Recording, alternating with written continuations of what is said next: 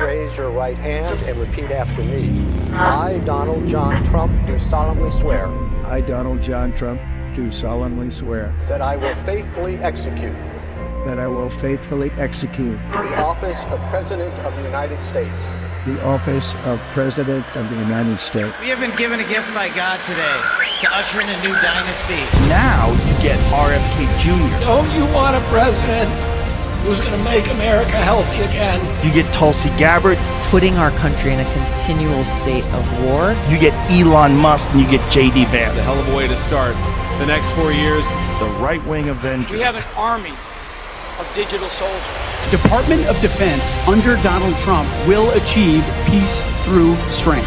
Shut down the FBI Hoover building on day one. The rescission of 78 Biden-era executive actions, executive orders, presidential memoranda, and others. The golden age of America has most definitely begun. Begin preparing the 30,000-person migrant facility at Guantanamo Bay.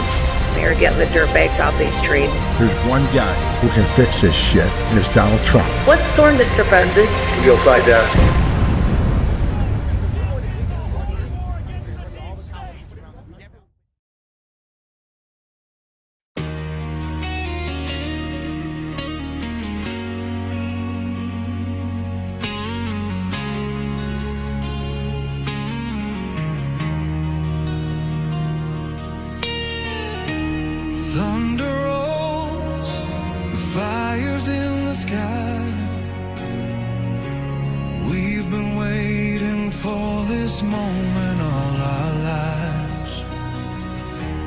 Darkness gathers, the evil takes its form, but side by side we ride into the storm.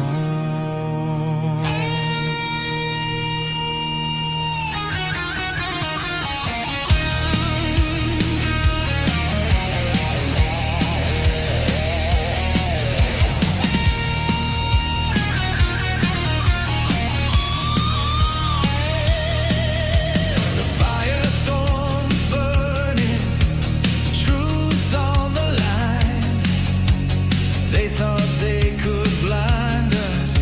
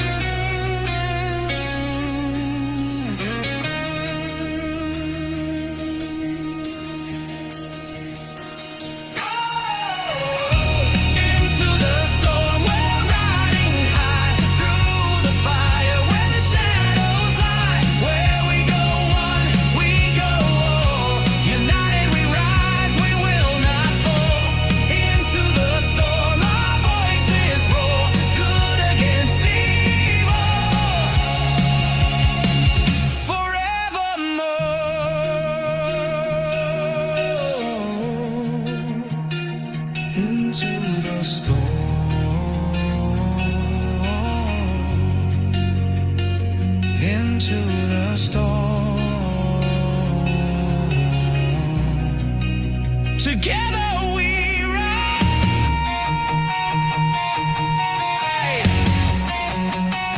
into the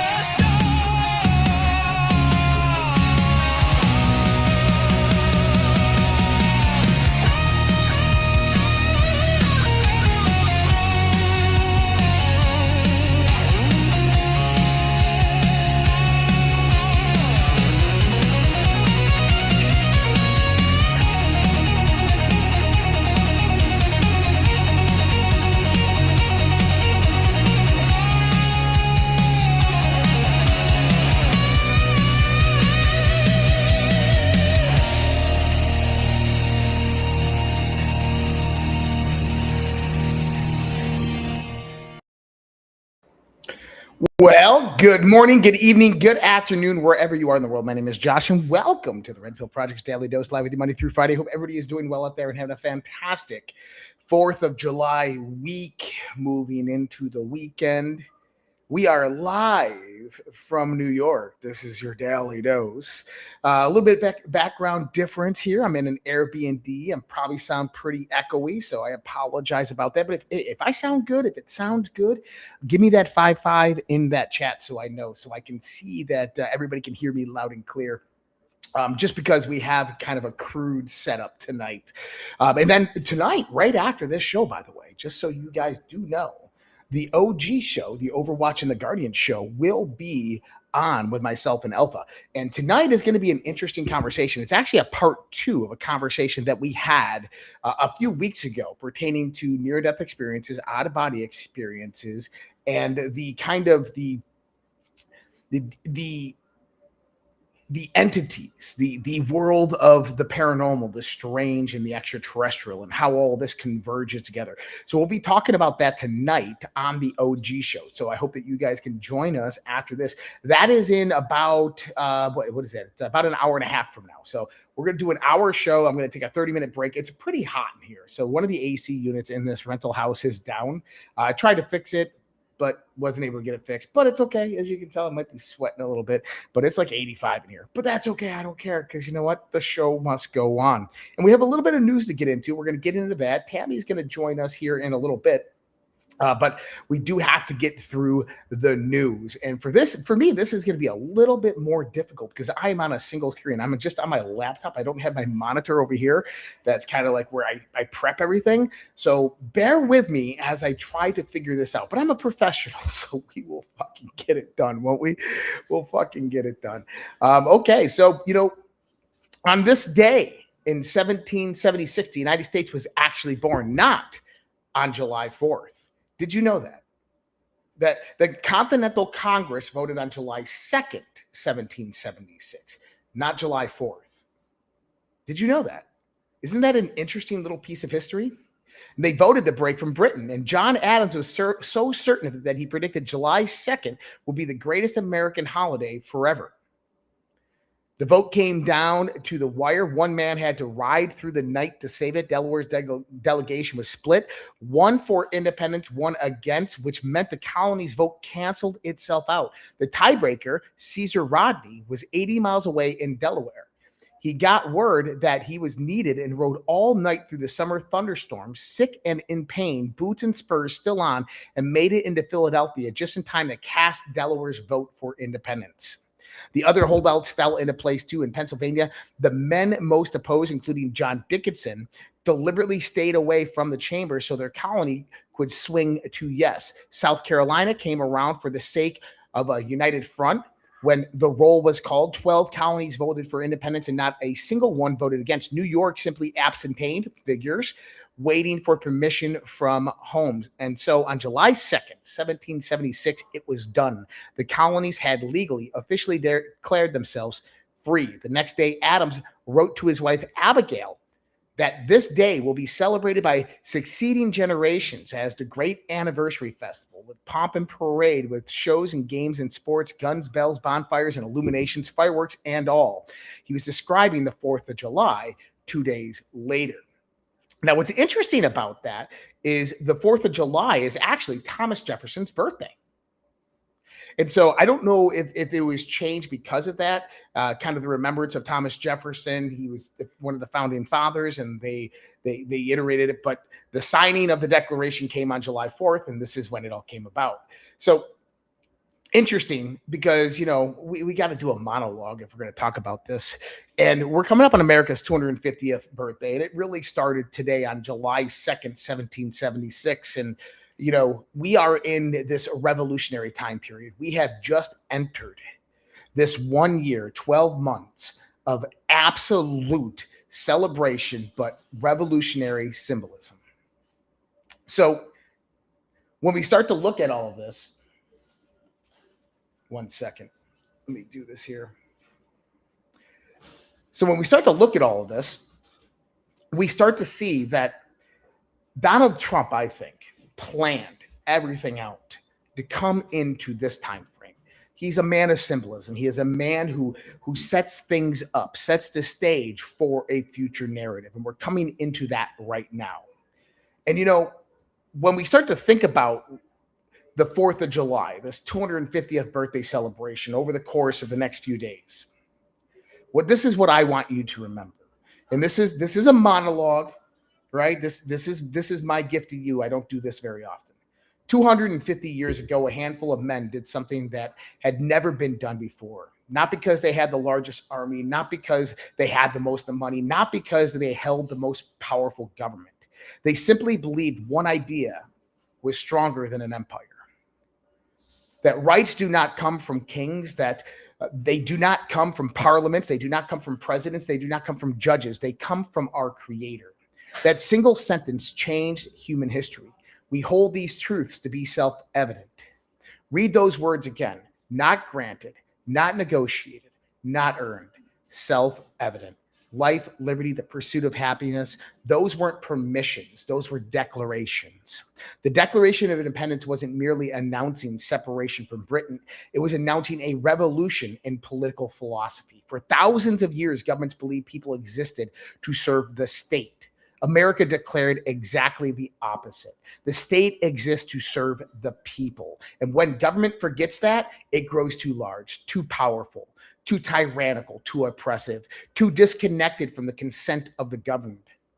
The people have not only the right, but the responsibility to alter its course through the constitutional mechanisms available to them.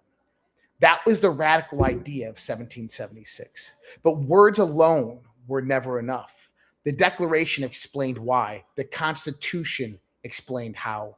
The Declaration gave us the philosophy. The Constitution built the machinery. Checks and balances, 3 equal branches, federalism. The Bill of Rights designed not to give Americans freedom, but to remind government where it may not ever tread. The founders understood something history had taught them again and again. Power always expands. Liberty must always be defended. And that defense doesn't begin on the battlefield. It begins with informed citizens, people willing to ask difficult questions, people willing to challenge authority, people willing to read original documents instead of repeating headlines, because history doesn't disappear. It echoes. Every generation faces its own tests, its own crises, its own debates over the proper role of government, its own struggles over truth, power, information, and freedom. Today, we live in an age of artificial intelligence, of algorithmic influence, and economic warfare, and cyber conflict, and narrative battles, and geopolitical chess matches that span the globe. Some of those contests happen publicly, others unfold in silent, hidden, and behind closed doors. Our job isn't to assume hidden motives. Our job is to separate signal from noise, evidence from speculation, and facts from narrative. To understand the board before choosing a side, that's what we've always tried to do here. Because this isn't just about politics, it's about preserving the principles that made this experiment of the United States of America possible in the first place. For 250 years, America has remained imperfect, often divided, frequently tested, but always driven by an idea larger than any individual, any administration, any political party. That free speech, not governments, are sovereign. So today, we celebrate America's 250th birthday. We don't just wave the flag or read the Declaration. Study the Constitution. Know what generations before us sacrificed and built, because liberty survives only when each generation understands what it inherited. Happy birthday, America. I don't do that often. I do monologues every once in a while. That was a good one. Come on. That was a good one. All right. So happy birthday, America. And we are moving into it right now. It has begun. I love this idea. It has begun. And we're getting indications of that happening right now. I'm going to go into just, so by the way, I wanted to say this. So we're going to do the Rumble ad here in a second. But the first thing I actually wanted to talk about is we have a new sponsor at the Repill Project. If you didn't see it, I already have Moisturize Your Soul shirt on. Hydrate your elbows. If you watch DEF CON or Q After Hours, you know what I'm talking about. Soft disclosure. So Soft Disclosure is one of our partners here at the Red Pill Project. Happy to join up with them. And so what we're going to do is I'm going to play you one of the ads featuring ZP over here. And I hope that you guys enjoy this. These are like some of my favorite videos, but this is an advertisement for Soft Disclosure. I'll give you all the details here in a minute about Soft Disclosure, but understand that you're helping support those who help support us. And so without any further ado, damn tabs muted again, guys. I always do.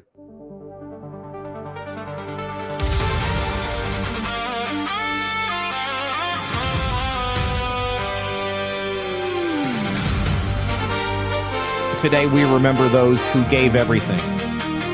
And memory is never still. This Memorial Day, one hero, one mission, to deliver softness to America.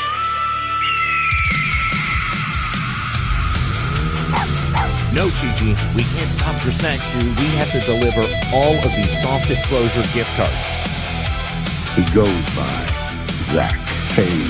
The motion detector.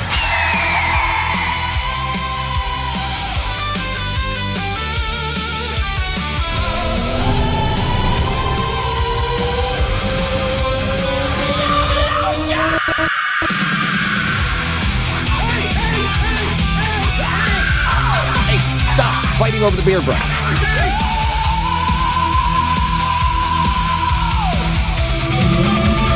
Life finds a way. Hydrate your elbows, moisturize your soul. Feel the rhythm together. Makes you feel alive and let the lotion roll. Soft disclosure, hear the cry. Maximum softness, do or die. Muffin, hit it.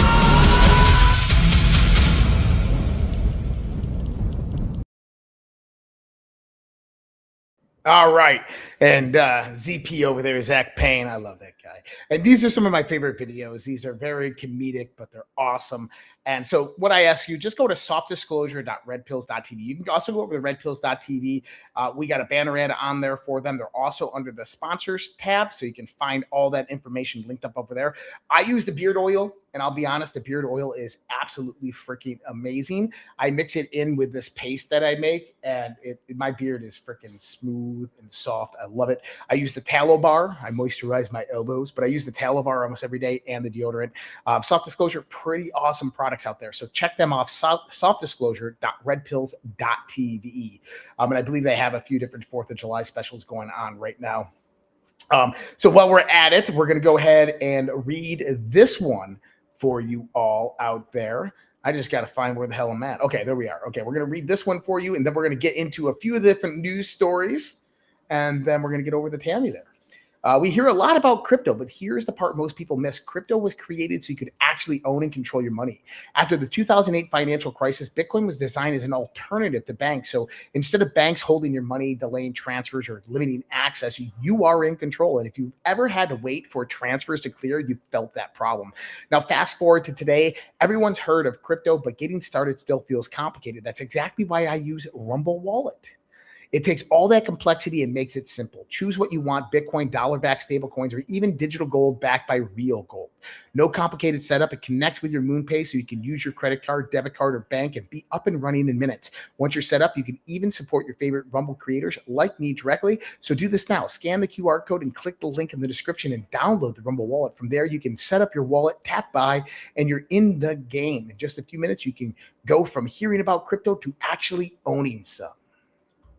All right. Thank you, guys. You guys are amazing. And Donald Trump over the last few days, I think this was in South Dakota at a rally that he did, but I want you to listen to this. Unmute the tab, Josh. That's right. What is he saying? Told you it would. Total control. We have total control of everything. This is just the beginning of the golden age of America. We're in the golden age of America. And America, told you it would. Total control. Total control. We have total control of everything. I don't know about you, but that's kind of very interesting. He also said there, by the way, the 4th is going to be approximately 107 degrees, 107. I think some indications there of Asta Q are being initiated. So let's get into the news because we have a little bit of news to get to. Tammy is going to be coming in here in about 10 or 15 minutes or so. But listen, everything right now in the conversation that we're seeing in Washington, D.C. is pertaining to two different things: UFO UAP disclosure or the Save America Act. And so the idea here is that Trump is pushing the Save America Act. Congress is pushing the Save America Act. But the Senate is saying that we're not going to end the filibuster. We don't have the votes, but they do have the votes. So the question comes is why? Why is this being delayed at this certain level? And I got a few different ideas about this. So President Trump announces he doesn't want to sign any legislation at all until the Save America Act is passed. He says, I'd like the Senate GOP to terminate the filibuster, immediately approve the Save America Act, and 100 other things. The housing bill, I'd rather not sign anything until we sign the Save America Act. So Trump is playing hardball with the Senate. We have Mitch McConnell, who was in the hospital. I mean, this dude almost died in his apartment building. No one even knew. And he ends up in the hospital. Nobody even knew. We thought he was dead, but those rumors were squashed today. I think Mitch McConnell left us a long time ago. But going back into this, the Save America Act isn't necessarily what people think it is. So today, Judge Emmett Sullivan, this is the same judge that led the attack on Trump's national security advisor, General Flynn.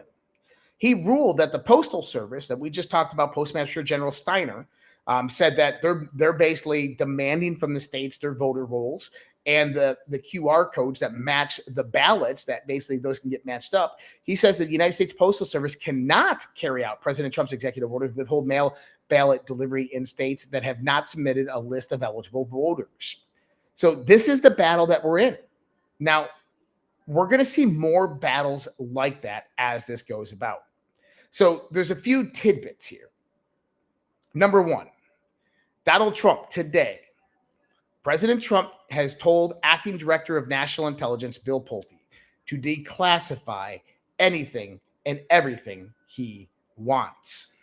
We are starting to see other people, Bannon, etc., jump on the train that a national emergency is the only method. We played this the other night on DEF CON.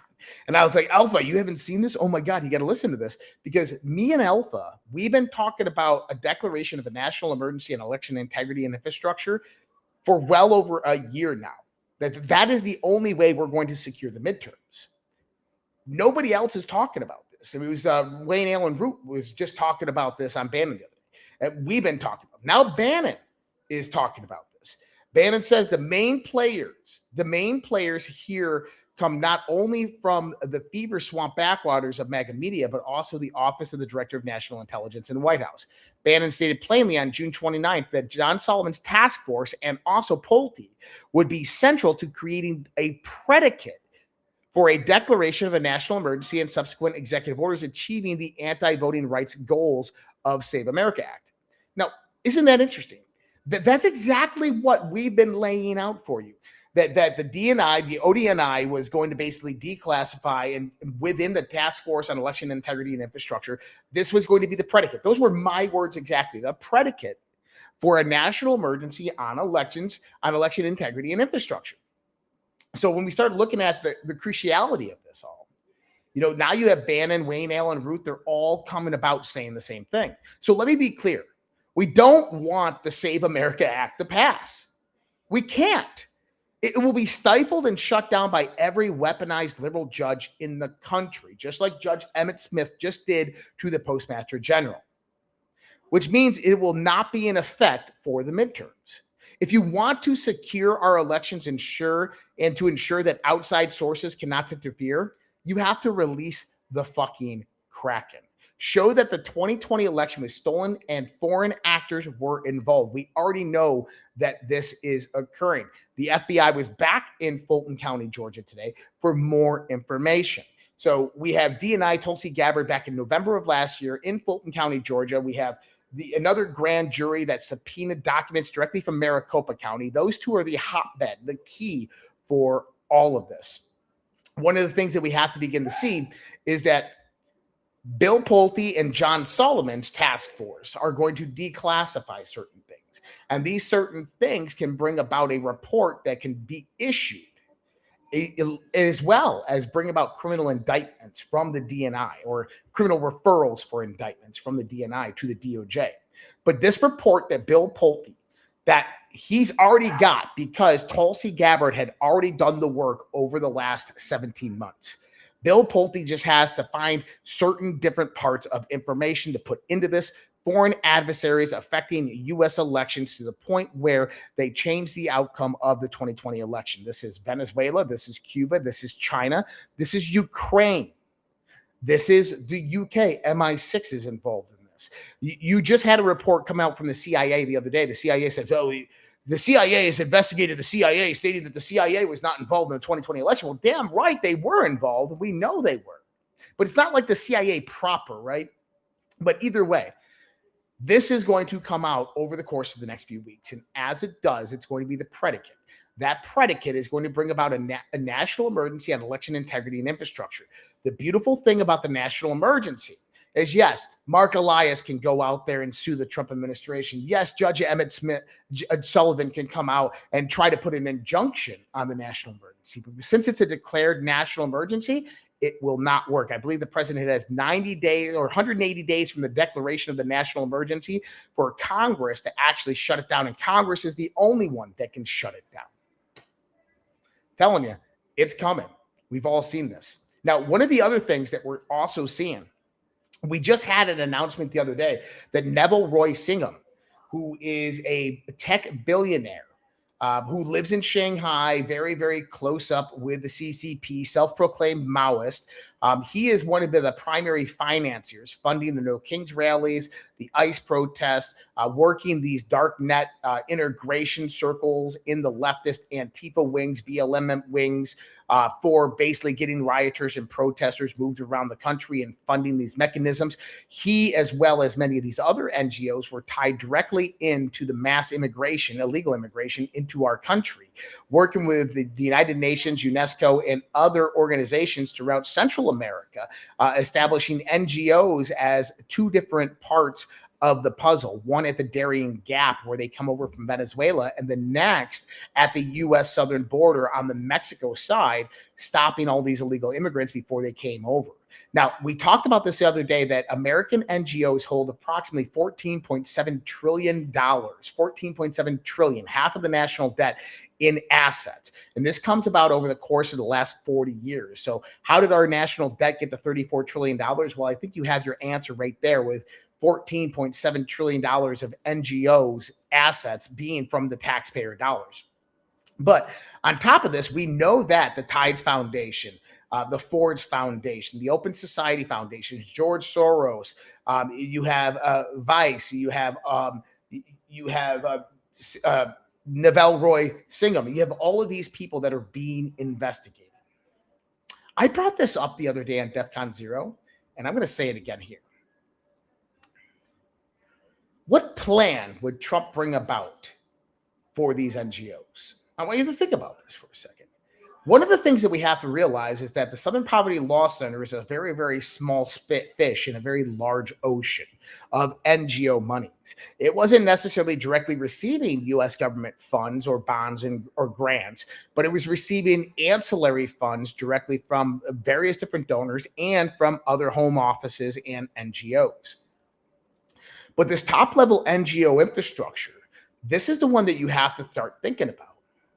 Now, what if the RICO, the ongoing criminal conspiracy that we're finding, is not necessarily individually connected people, but instead connected organizations? Well, this is where something very, very interesting comes about.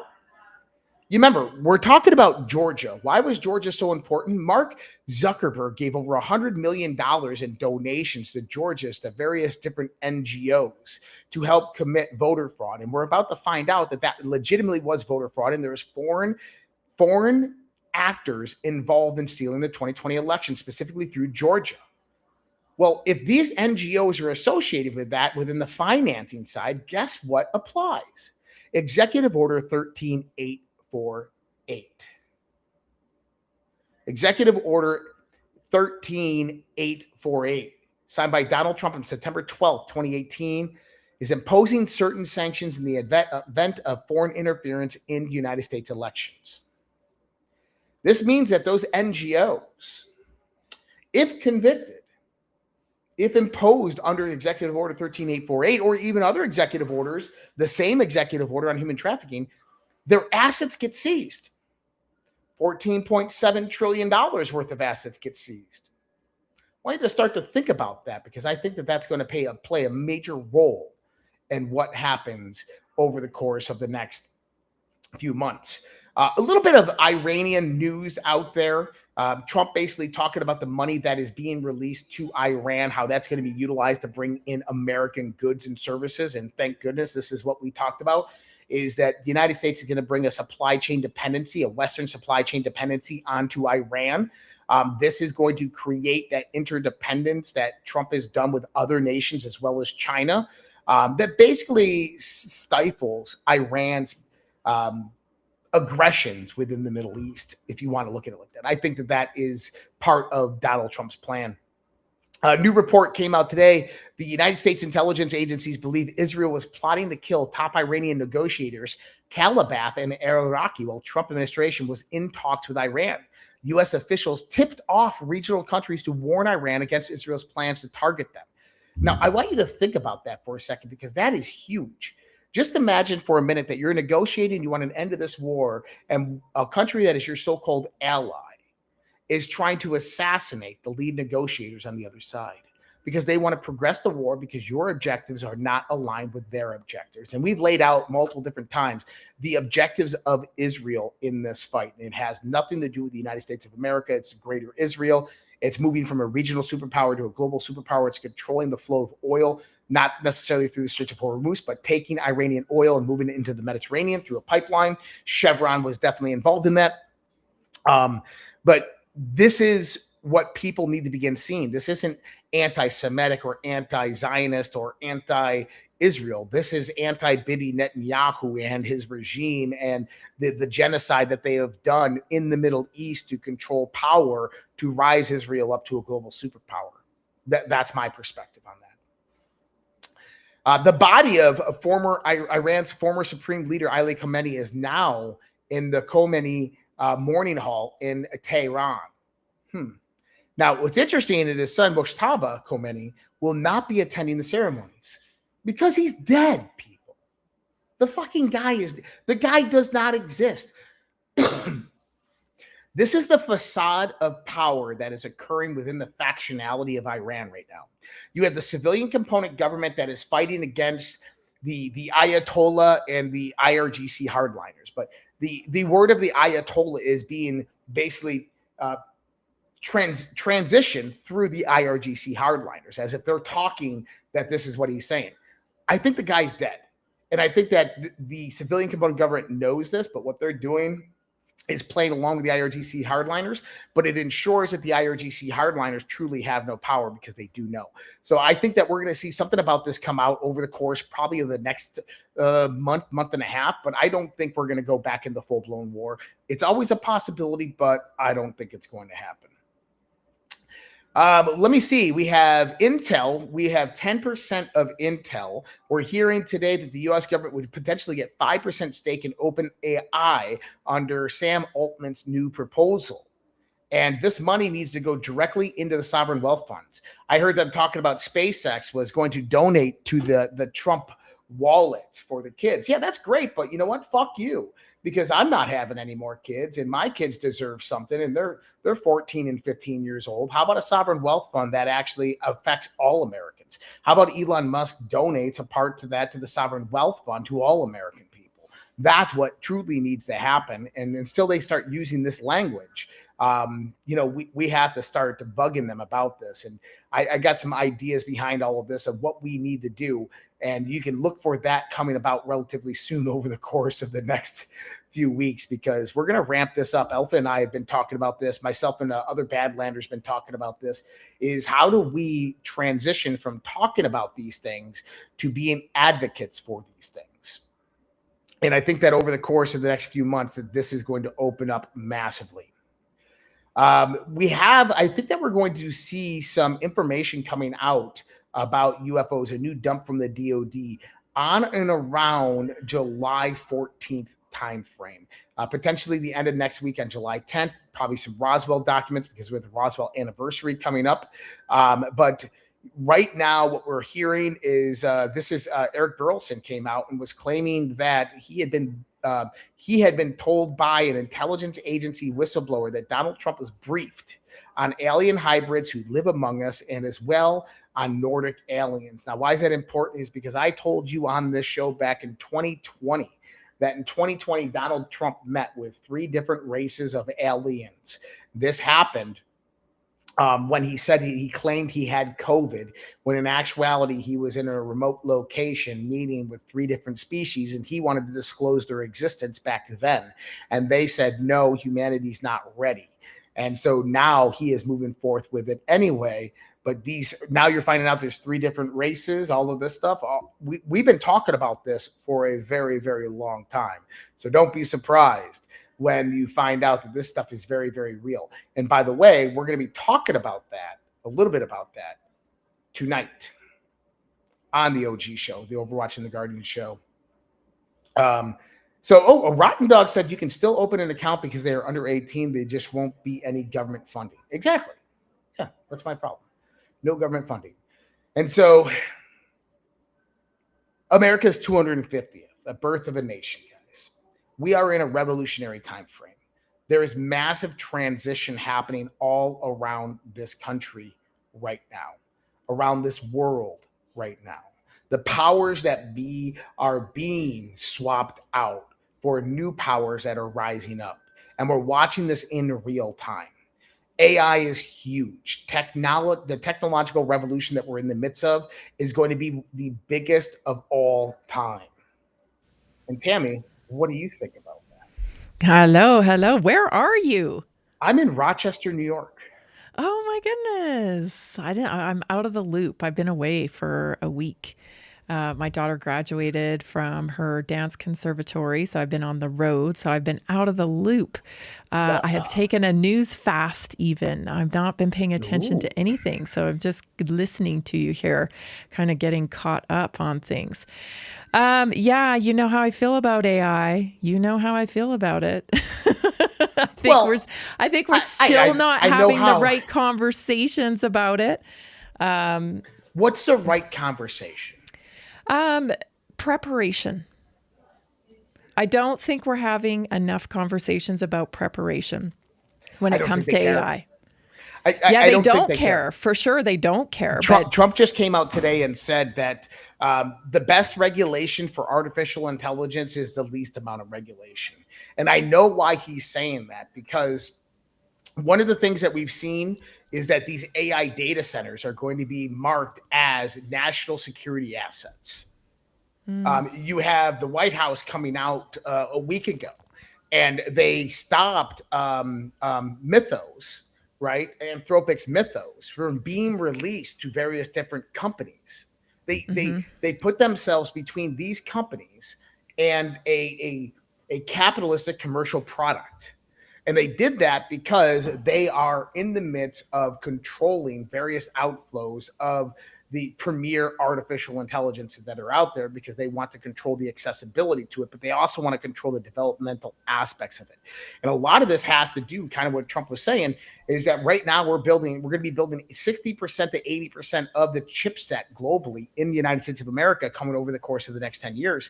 But this is all the competitive nature with China. I mean, if China wins this AI race, you and I both know it's over. And what is the best way? I don't know that, and I don't believe that, actually. I believe that. I definitely believe that. I do. I don't. I absolutely do. think the arms race against China has been weaponized against the American people to accept the surveillance state. It's a nuclear arms race with the Soviets again. Totally. It's but I think when I'm talking about preparation, I'm not talking about regulation. I'm talking about people. I'm talking about people being ready for what's coming.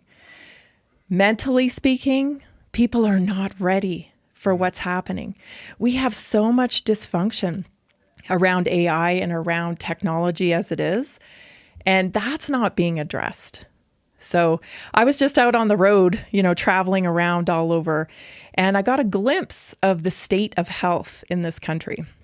Uh-oh. And it's like, so I was like, wow, this is really interesting, because 28% of all U.S. adults age 50 and older are physically inactive. Okay, they're just not doing anything at all. And adults 45 and older with arthritis, they report 72% report that they have limitations walking.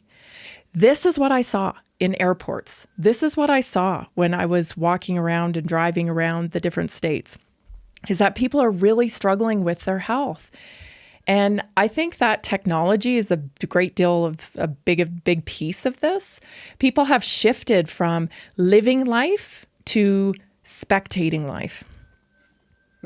They're spectating through their screens. They're spectating through their screens way more than we've ever done before.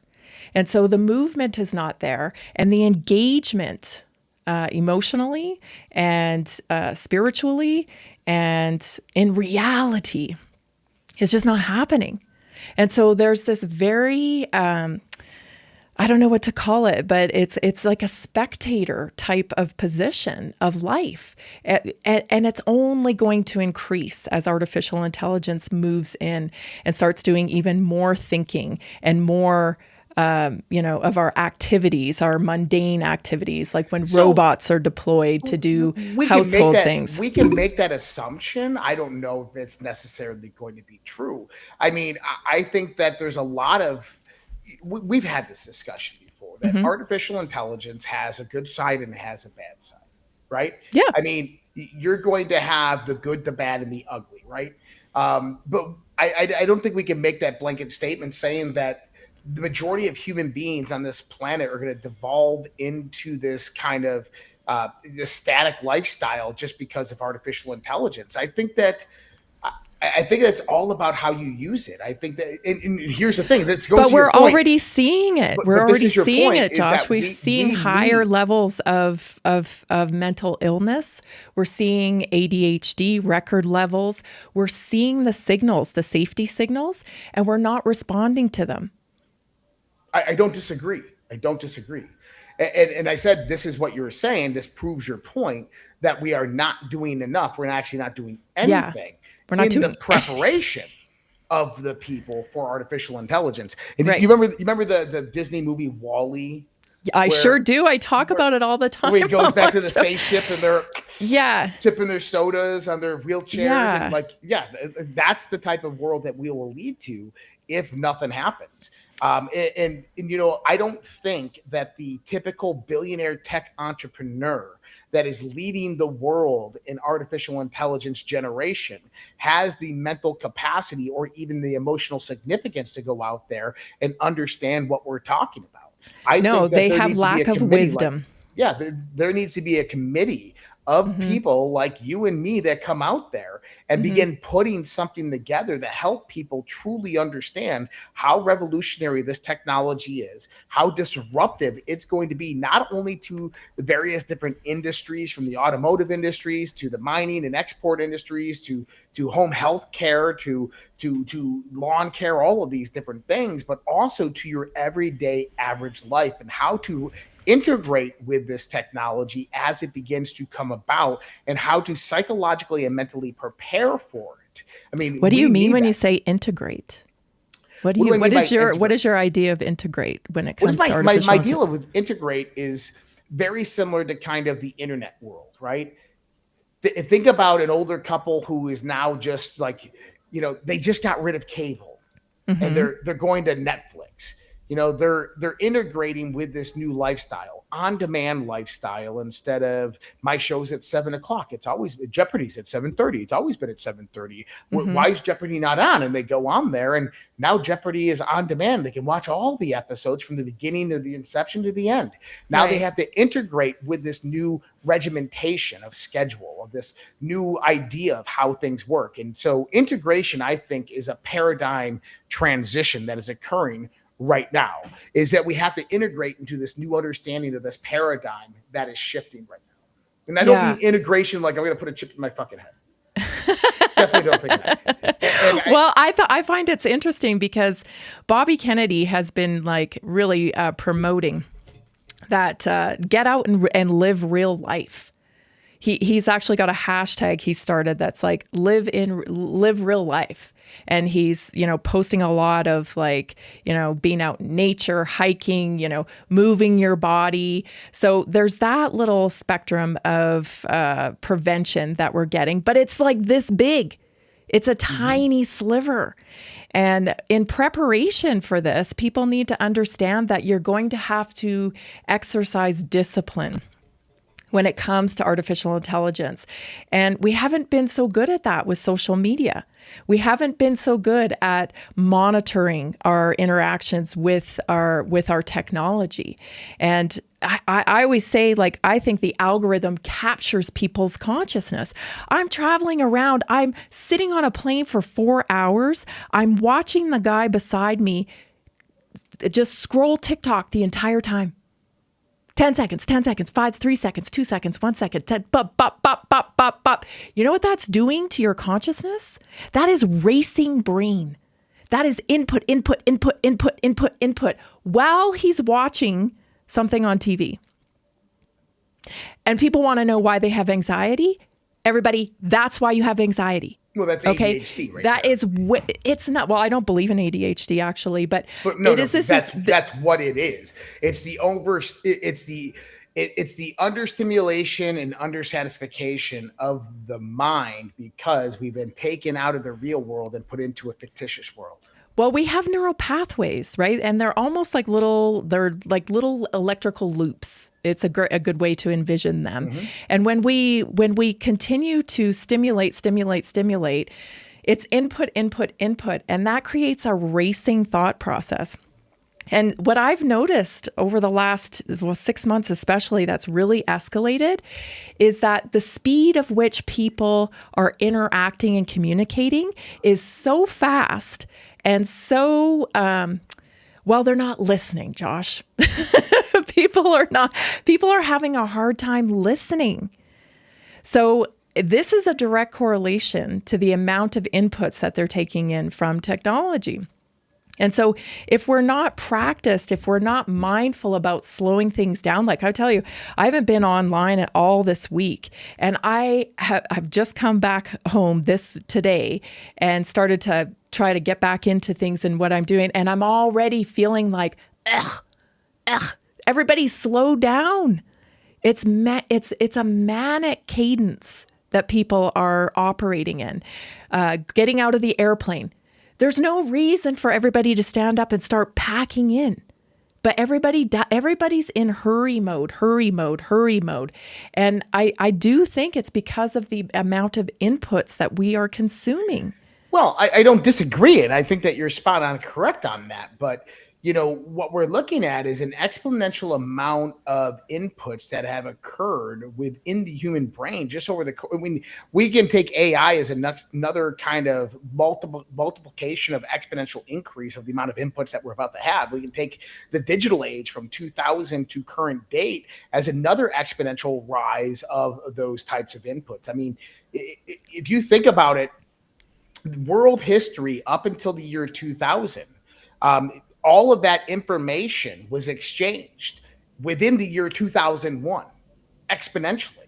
I mean, so if you took all the data and information that was exchanged between human beings in recorded history for the last 6,000 years up to the year of 2000, all of that information was then again exchanged within just 1 year and is now being exchanged every hour.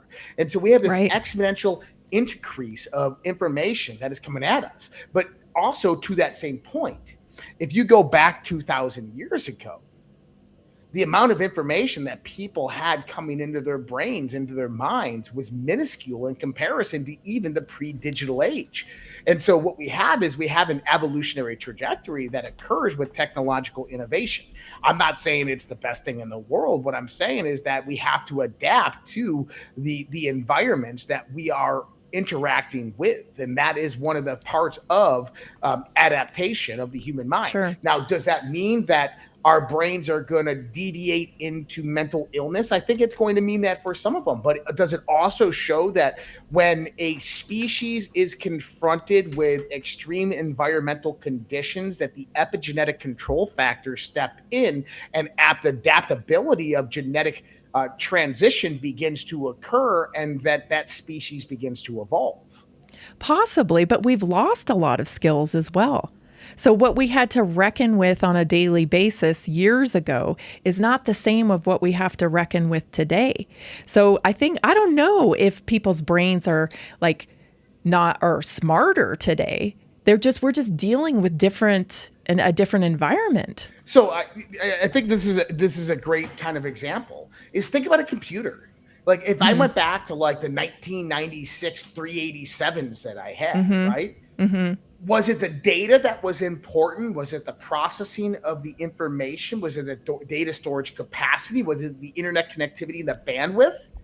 As comparison to this $3,000 laptop that I have in front of me right now that I can play virtual reality games on at a high functionality, that I can store a terabyte of information on, but I can also have mass functionality with it. It's dependent upon how I use it. And I think that goes back that, we need to prepare people for understanding the usability of this technology, of integrating into this new technological world that is coming about. And integration, I don't mean chips in your brain, right? Because I think that people are just fall back into scrolling TikTok in their fucking heads, right?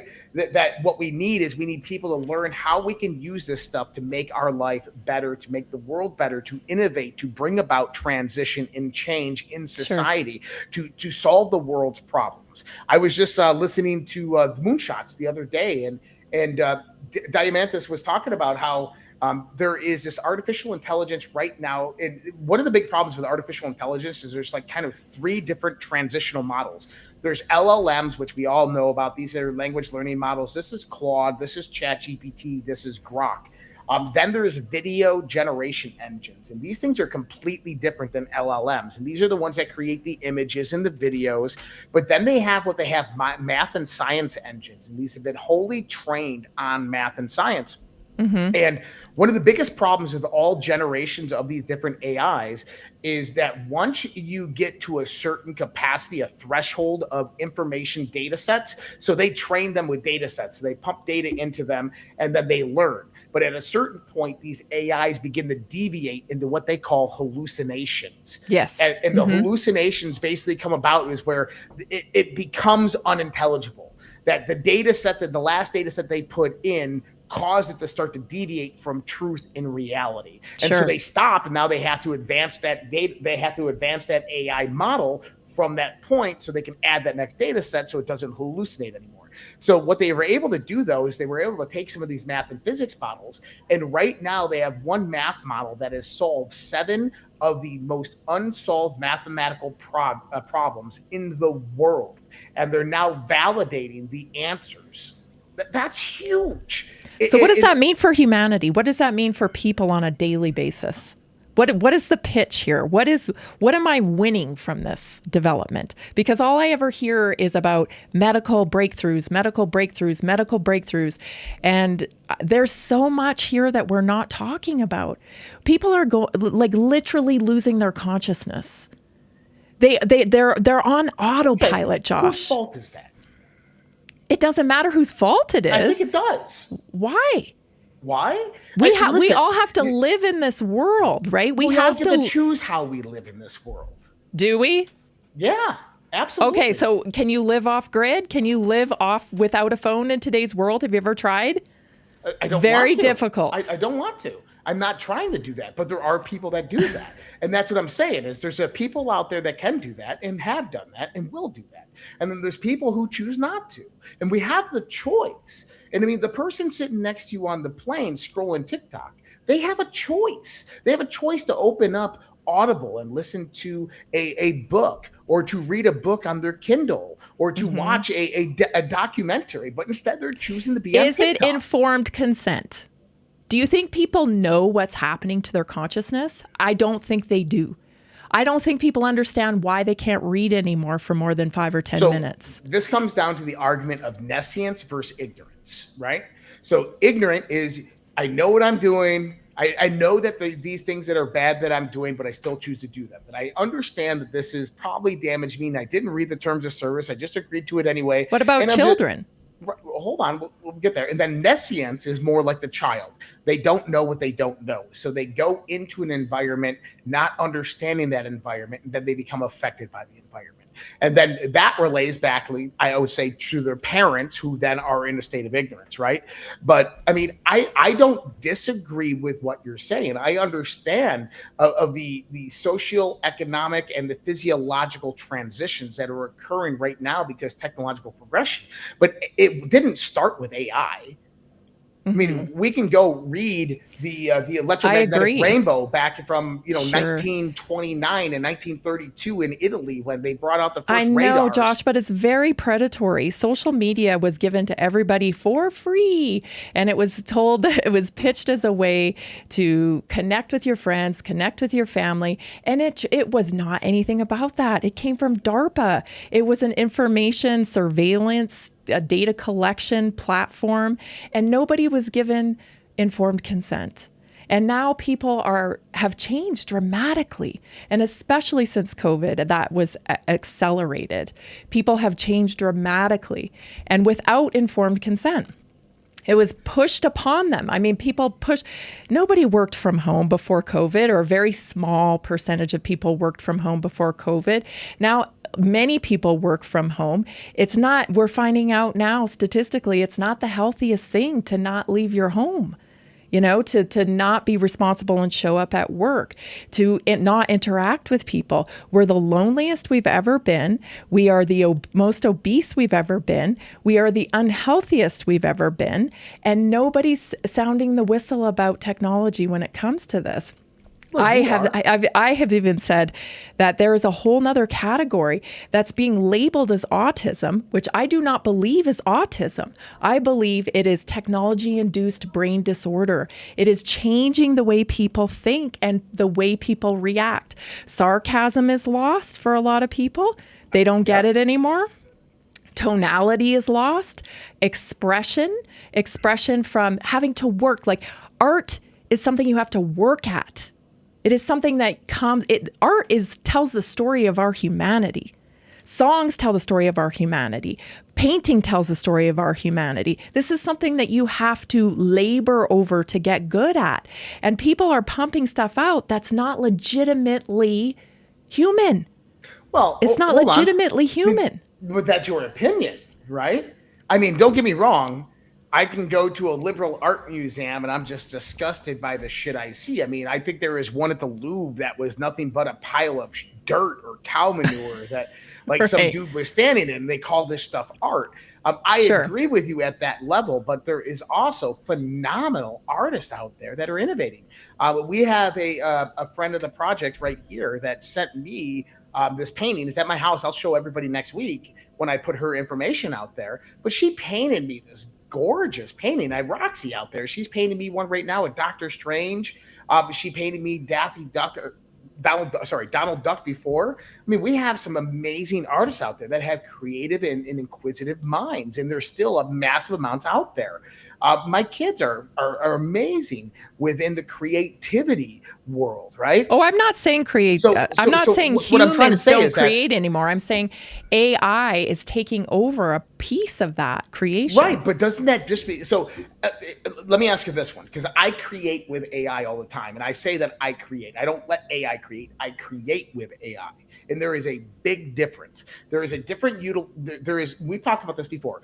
There is a method of using AI as an extension of your imagination, of your mind, of your intellect, and there is a letting AI do it all for you, right? There are two different worlds. Now, I agree with you that the majority of the people, they allow AI to do the work for them. I'm not going to argue that point. I agree. But there are people out there that create with artificial intelligence, and it becomes an extension of things that maybe would have taken them weeks or months to do that can now be done within a short amount of time.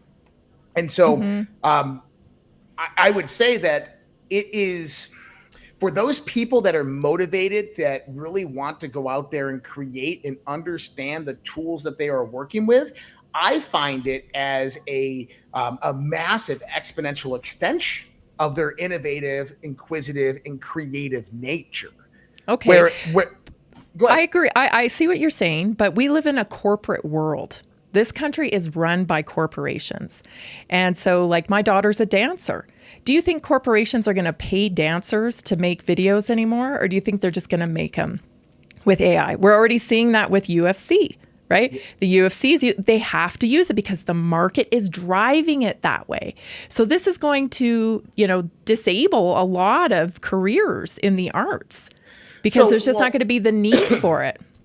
I think that in the sense of your daughter, if we're talking about a music video for J-Lo or something, or for a performance that's going to be digitized on video or something like that, I think it's going to be way more cost effective for them to utilize artificial intelligence in the creation of that. But when you start talking about theater dance and stage dance, or something that people are actually going and watching in person, I think that most human beings are always going to choose to watch real people performing amazing feats in person than watching it in a digital construct. Maybe, but most of the money is made commercially, right? It's made I don't disagree. through. Yeah, so that's going to be a huge market share. Most of the plays and productions like that are run through nonprofits. Really, they struggle to survive as it is. There's been a decline in going to see live music and live events over the years. It's not increasing; it's declining. So, I just think that people aren't living real life as much as they should be. To be able to stay tethered in reality, we have to be mindful about living in real life. Mm-hmm. We have to be out there doing things in real life, connecting to nature, connecting to other human beings. I'm not a Luddite. I'm not anti technology. So, well, let me ask you this though. Do you think that these same discussions were had in the beginning of the 20th century, when we were moving from horse and buggy, horse and carriage, into the automobile? I do, but I don't think that because of the component of the mental aspect, the mental health aspect of artificial intelligence, it's tricking people. We have older people who don't realize that videos are artificial. They think it's reality. So there's this blurring of virtual and reality that's been going on for quite a long time, that's getting more and more seamless. And so people need to make sure that you're taking time every day to stay tethered to reality. People are having exchanges that they would never have before, because but isn't that good for humanity? I mean, doesn't that fuel the mental evolution of who we are? Like now we have a social construct that is making you quite literally think that once that person, they go home, I remember this happened back in the 1990s. There was a fake news article, maybe 2001, 2002. It was a fake news article that came out that Jim Carrey had died in a car accident with his wife. And I told it to my dad. I'm like, Dad, did you hear this? And we don't watch the news, so we never knew that it was fake. And my dad's like, how dare, he came to me the next day. He goes, hey, asshole. He goes, don't ever do that again. I was talking to a group of potential clients and I'm telling them this. And they're like, that's not true. And they're like, he's like, yeah, it is. My son told me the article. And they're like, no, that's not true. It didn't happen. And he had to go find out and get a newspaper and find it out. And he's like, that didn't happen. I'm like, well, shit, but we were tricked. But here's the thing is I learned from that mistake. So when you get these people that watch these fake videos and they finally come to the realization that they're duped, now they're going to transition. Now those neurological patterns are going to begin to form and they're going to start to recognize those types of things. And that's good for human evolution. And I mean, look, we have to evolve to get the stupid people out of our world. And I say that with kind of laughter, but if we want to look at, where we are on the bell curve, right? Mm-hmm. One side of that bell curve is some pretty dumb fucking people. Okay. One part of that bell curve is some pretty smart people. In the middle is the rest of us. And, we have to evolve into the environmental conditions that are being generated for us. And I know that what you're saying is like, hey, there's control that we should have over these environmental conditions and that we should be more responsive to those control factors and that we should be more preemptive to go out there and lay this out. And there should be more transparency. I don't think most people understand just how surveilled they already are. You've been carrying around a phone in your pocket and not really understanding that has been a data collection receptacle, that your car is a data collection receptacle, that everywhere you go, you're being tracked and surveilled. That has not been transparent. And so it is completely normal to be apprehensive about the the surveillance that is being collected upon us, because we're coming out of something called COVID, where we were all, heavily mandated to do things we didn't want to do. And now they have all this data on us, and they're just collecting just the minutia of data on us these days. Just this really nuanced thing. Like, I filed an insurance claim recently. And what do you think has been happening to me since I filed an insurance claim? Just hammered via phone for all these things related to it. I don't even answer calls anymore. No, nobody does. My phone calls go directly to spam, every single one of them. Even if it's important, like leave a voicemail, I might skim over the text. But what you were just saying there, we live in a transitioning world, and I agree with you that, hey, look, we're not prepared for it, but have we ever been? I think so. I think people more so than what we are right now, because I used to watch, and I'm sure you did too. I used to watch them drag, Mark Zuckerberg into the hearings, and they'd have to speak in front of Congress and whatnot and explain themselves. And I thought, what the hell is going on here? Half these senators are so old, they have no idea what these guys are even trying to explain. Okay, they don't even understand it. And that's most people. Most people don't use the full capacity of their iPhone because they don't understand it. Myself included. I don't use the full capacity of my iPhone. But that's what we're dealing with here. And so I just think we have to have a campaign of prevention. Because not only are we losing kind of being tethered to reality, but we have this physical urgency, meaning we're not taking care of our health either. So if we're losing our minds and we're losing our bodies, we have to have some sort of campaign. And I'm not talking about mandating. I'm for less government all the time. I'm saying awareness. right? Awareness. I don't see any billboards that says protect yourself for the incoming artificial intelligence stuff, right? No, I don't see any billboards about that. You don't see things like that. Like I said, I was walking around and I was seeing people that are overweight, that are limping, that are having a hard time, sitting for 3 hours, watching their kids perform after a 10-month intensive, preparing a show. You can't sit because you don't feel well. And that's freaky. So, that so many people, because they don't understand that mobility is key. It's not, I think a lot of people get discouraged by aesthetics on social media, right? You see all these social media accounts and there's all these people on there and they're just ripped and, it's like, that's kind of like, it feels too far out of reach. And so they think, screw it, I'm not going to do anything. But here's the reality of it. Mobility is everything. And when you lose your mobility, then you lose your independence. I agree. So, we've got two things going on. We have to really make sure that we are stopping inputs for little parts of every day. So a 15-minute meditation, right? A 15-minute, and it doesn't have to be a meditation. It could be a prayer. It can be just don't put anything in front of your face for 15 minutes and allow your brain to sit with yourself.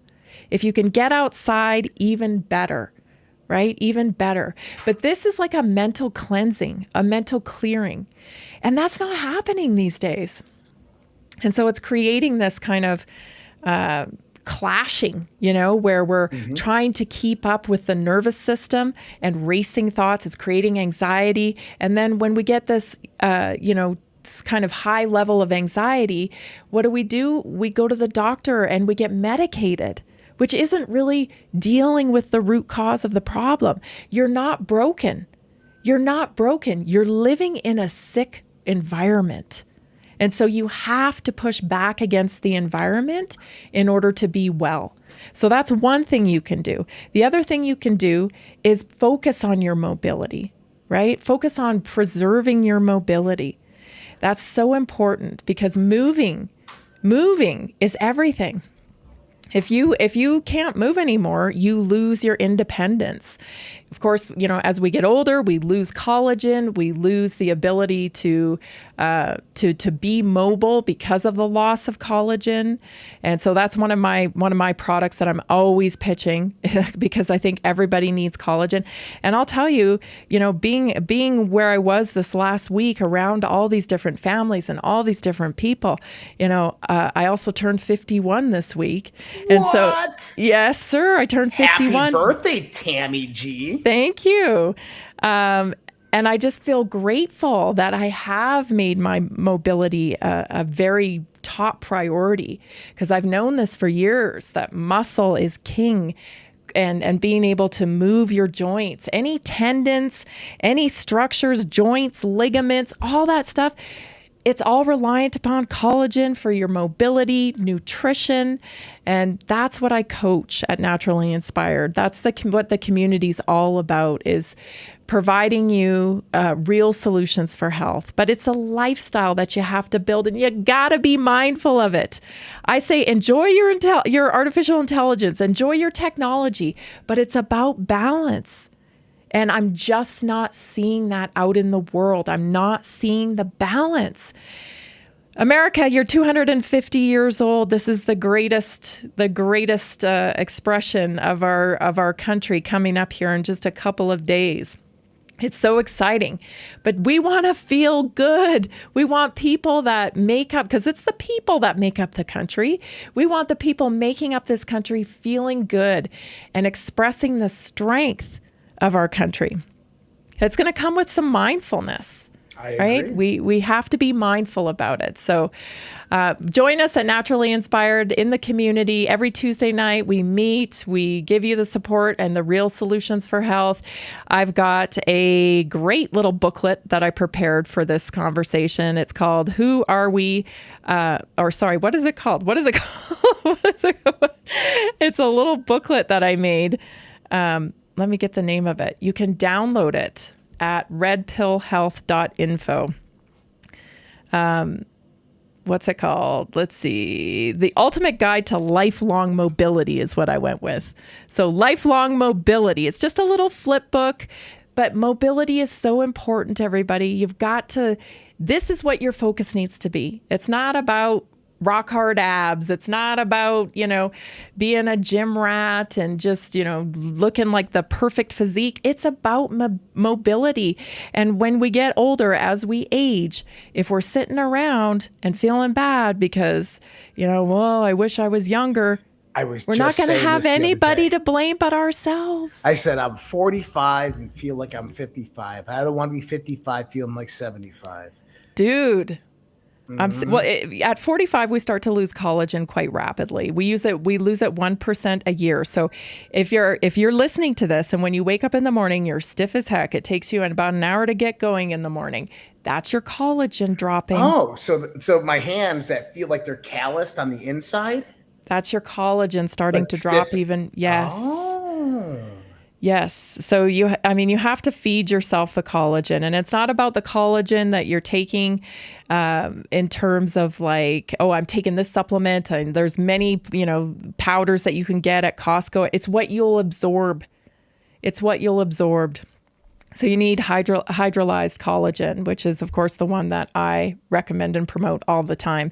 Has chondroitin in it, has fucoidan in it as well. It's a wonderful blend of absorbable, nano-sized collagen.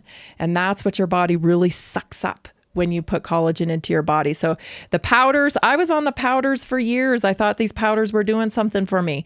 It wasn't until a couple years ago, I think it's been over 2 years now that I've been on the collagen, that I switched over to the hydrolyzed, the highly absorbable one. And it made all the difference in the world. But that's just one component of your independence, is mobility. There's so much more to learn. And that's what I teach every Tuesday night on the Naturally Inspired Weekly Wellness Workshop, which you get for free when you become a customer of mine. So it's all in one. I don't know anybody else that does the coaching, that does the health text line, that does the morning words of encouragement. You're the only one. I don't think anybody else does it. I'll be honest, you are the only one. And so guys, understand that when you go over to redpillshealth.info, that you're getting more than you could ever bargain for with all of this. You're getting the fiery Tammy over there, who will. We have got to do something about this. We have got to do something about this, Josh. Every time I travel, I see this landscape of illness in our country. This is the greatest country in the world. What are we doing here? Let's show everybody who we really are. And this is the best time to do it, the 250th anniversary. I want to see a turnaround of America. I want to see muscle. I want to see mobility. I want to see people who are vital and ready to fight for another 250 years. Absolutely love it, guys. Go visit Tammy on over there, redpillshealth.info. You can also find her on X at Tammy Cuthbert G, and then just text her to find out all the information. 720-303-8868. Tammy, I appreciate you joining me tonight. We'll see you next Thursday. Awesome. Thank you. Thanks, Josh. Bye. Thanks, Red Pillars. Have a great night. Guys, I love my conversations with Tammy. I know there's a lot of haters out there. I know there's a lot of people like, oh, Tammy or Josh, you did well. Look, these are the debates that we need to be having. These are the conversations that we need to be having, because here's the thing is these people in the tech industry, they're not having these conversations and they don't care to have these conversations. And that's something of great concern. Hey, so we're going over to the OG show. So the OG show is coming up. Don't forget Soft Disclosure. Yep, that's me as Top Gun. Soft Disclosure, the top lotion. Go on over to Soft Disclosure. Check them out as well over there. We have this new promotion going on with them. So go check out Soft Disclosure at softdisclosure.redpills.tv. And everybody else, we will see you here in just a little bit on the OG show. That is going to be on this Rumble channel. Don't go over to Alphas and watch it over on Alphas channel. It'll be right here on this channel. I'll actually have it set up in probably the next 10 minutes. So Guys, I love you. I hope you guys all have an amazing evening. If you're not going to join us on the OG show, but if you are going to join us on the OG show, we're about to have a very, very in-depth conversation, a little crazier than the one we just listened to right there, because that was actually a really good conversation between me and Tammy. And those are the type of debates that I actually, love to get into, because there is a fusion of ideas in this world, and we have to recognize that. So, all right, guys, I'm going to leave you with this, and I will see some of you guys here in just a little while. Everybody else, I will see you probably tomorrow night. There might not be a show tomorrow night, just putting it out there. It is July 3rd, and there's a lot of preparation being done. So, but I will let you guys know, but there will definitely be streams. So much love, respect. God bless. Take care. Have a great night. See ya next time. Good night.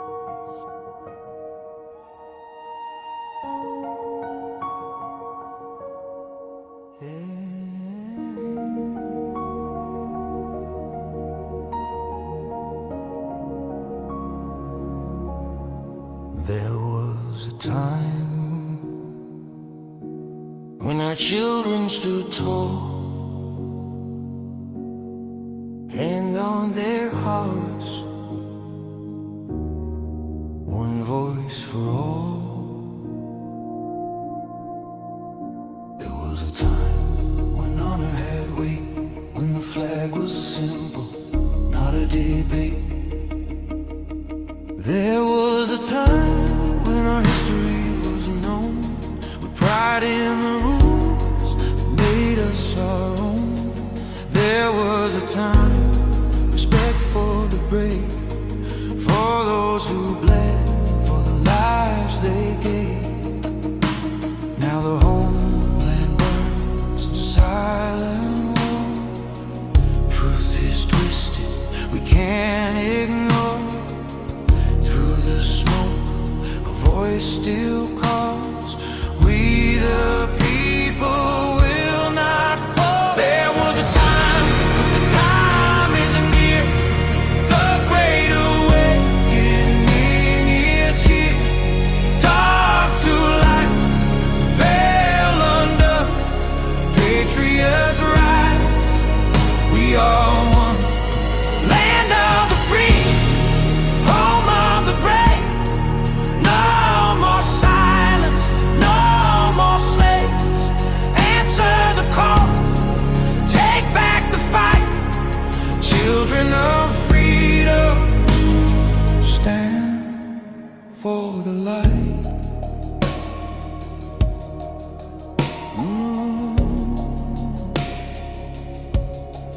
There was a time when truth was clear, when the media served, not ruled by fear. There was a time when leaders stood fast, guarding the people, defending the past. Now corruption wears a crown, lies are fed to tear us down. But Q said watch, and Q said see. The silent war will set us free. From the front lines, soldiers stare, wondering if we're still there. Their blood, their hope, their sacrifice will not be sold for a life's price. There was a time, but the time isn't near. The great awakening is here. Dark to light, the veil undone, patriots rise. We are one, land of the free, home of the brave. No more silence, no more slaves. Answer the call, take back the fight. Children of freedom, stand for the light. Freedom is never more than one generation away from extinction. It must be fought for, protected, and handed on. Or we will spend our sunset years telling our children what it was once like in the United States where men were free.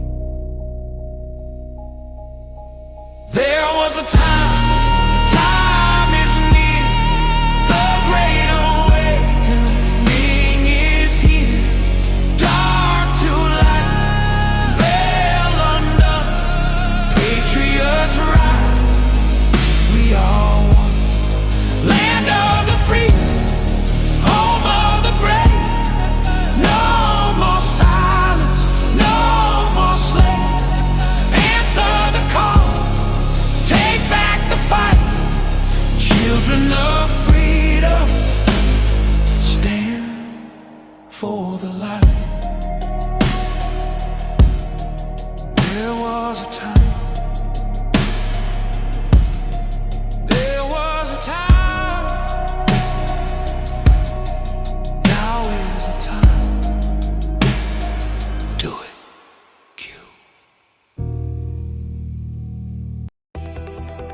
I don't have to tell you things are bad. Everybody knows things are bad. The air is unfit to breathe, and our food is unfit to eat. I don't know what to do about the depression and the inflation. I want you to get mad. I have come here to chew bubblegum and kick ass. And I'm all out of bubblegum. People should not be afraid of their governments. Governments should be afraid of their people. The more you fuck around, the more you're going to find out. These people are still a part of that system, and that makes them our enemy. We accept the reality of the world with which we're presented. It's as simple as that. I want you to get up right now and go to the window, open it, and stick your head out and yell, I'm as mad as hell, and I'm not going to take this anymore!